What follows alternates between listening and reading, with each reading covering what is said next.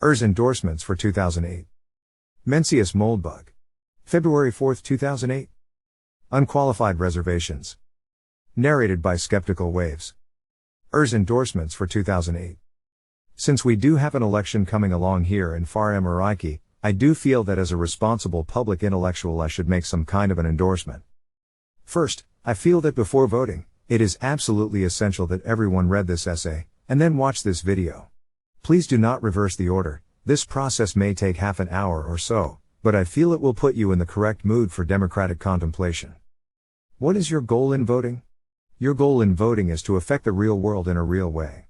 This is the same for any concerted collective action, for example, enlisting in the Abraham Lincoln Brigade, writing letters to your congressman, going to Cuba to cut sugar cane, etc. Your logic is a matter of probability, not of plausibility.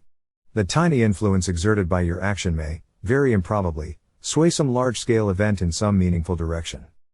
Think of it literally as a sort of ethical calculus. You have some linear function, g backslash, normalized to the range 0, 1, backslash, whose domain is a real, imaginary, or possible future state of any planet, p backslash. If you are choosing between politicians, a backslash, and b backslash, consider the possible future in which you voted for, a backslash, versus the possible future in which you voted for, b backslash, versus the future in which you didn't vote at all, call it n backslash, for neither. Which is higher?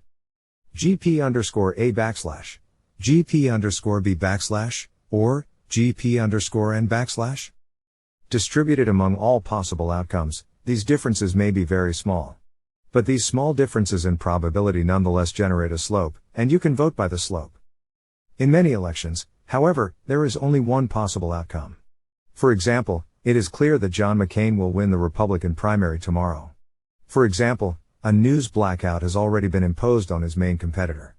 These guys certainly don't play with wiffle bats, do they, kids?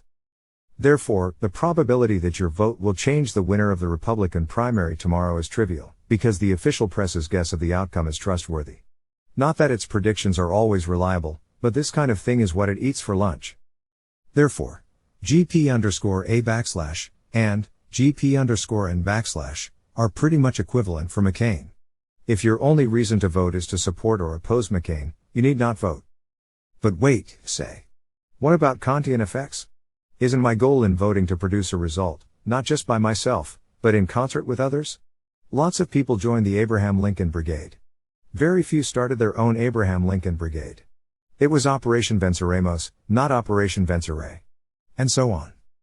To a limited extent, yes, it may be appropriate to calculate GP underscore a backslash, GP underscore b backslash, and GP underscore n backslash, not just for your own decision to vote for, a backslash, or b backslash, or not at all, but for the decision of everyone who is thinking like you. Moreover, whatever your beliefs may be, propagating them along with this neat little replicative package certainly helps them spread, at least if one of your vectors is the political system. However, this logic cannot apply to tomorrow's election, because there is no way this meme can transmit itself virally before tomorrow. Most people believe that when you vote your goal is to compare GP underscore a backslash versus GP underscore b backslash, where P underscore a backslash is the planet on which a backslash is president and P underscore b backslash is the planet on which b backslash is president. And if you don't really see any difference between P underscore a backslash and P underscore b backslash, you shouldn't bother. Obviously this is because they have not devoted any serious dental attention to the problem of how to vote.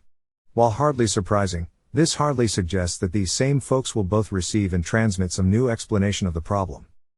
Moreover, the people who know how the Republican election will come out tomorrow are the press. It is their business to know. It is essential to their continued existence in their present professions. They get it right. They keep a close eye on what the people think today, and today the people are for McCain. How they got that way is not of any concern to anyone. And most important, for the Kantian theory of what people like you will do to work, their polls have to be wrong. If their polls are not wrong, it just means you are a major weirdo. Ergo, don't vote for McCain, not because McCain is evil or whatever, but just because voting for McCain is a waste of your own weird time. And so is voting for anyone else, if your only goal is to affect the winner of the primary. Therefore, the only reason to vote in the Republican primary is to produce some non-electoral consequence. Simply putting the opinions of a large number of motivated people on record has enormous relevance to our political system. Obviously, the capture of agencies by political minorities of every size, shape and trade is a major feature of Washington as it is today. So what if only 1% of Americans are Paulistas? While opposing the state is a very different thing from getting your gums on its tit, it never hurts to make any amount of muscle known. This of course is the old send a message theory, which I endorse fully and will follow myself. Not everything here on Earth needs to be surprising and new. The problem in the Democratic primary is much more interesting.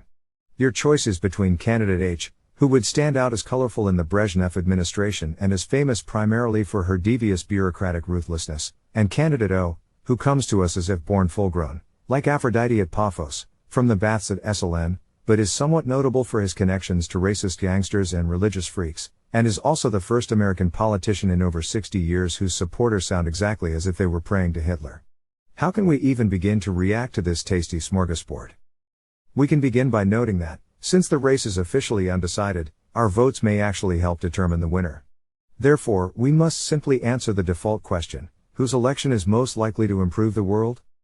I would go with Obama, and here's why. First, the election of Obama makes the transformation of the president into the Pontifex Maximus of the Potomac much clearer. The Democrats are the party of the professional civil service. Under their administration, Washington basically runs itself. A world in which Obama does what he is obviously good at, delivering sermons, and does not pretend to be in some sense managing or governing, is a more honest world and thus a better one. Second, as a good formalist I believe that power and responsibility should be as close to each other as possible. Ideally, they should be identical. I think that if you could turn the management of WashCorp over to the news desk of the New York Times, we would see a remarkable improvement in the quality of government. And probably in the quality of the Grey Lady as well. As Kipling put it, power without responsibility is the prerogative of the harlot throughout the ages, and the lady's knees are hardly smudgeless. If she offers us Barabbas, we should demand him. And Barack Obama is no Barabbas. However, none of this answers the really important question, which is how we should vote in November. There may be no time for a proper viral campaign before tomorrow. But surely we can think of something clever for the general election. My initial suggestion for 2008 is that, unless the election is actually close and perhaps even then, we write in David Petraeus for president and Steve Saylor for VP. These individuals are not running for anything, as far as I'm aware. And I'm sure they disagree on quite a few substantive points. But why let that stop us? Perhaps I'll elaborate more on the Petraeus-Saylor ticket in another post. Update: commenters have convinced me that Petraeus is not a good choice. While he is an actual winning general, a bizarre phenomenon whose like Plainland has not since MacArthur seen, he has spent a little too much time on campus.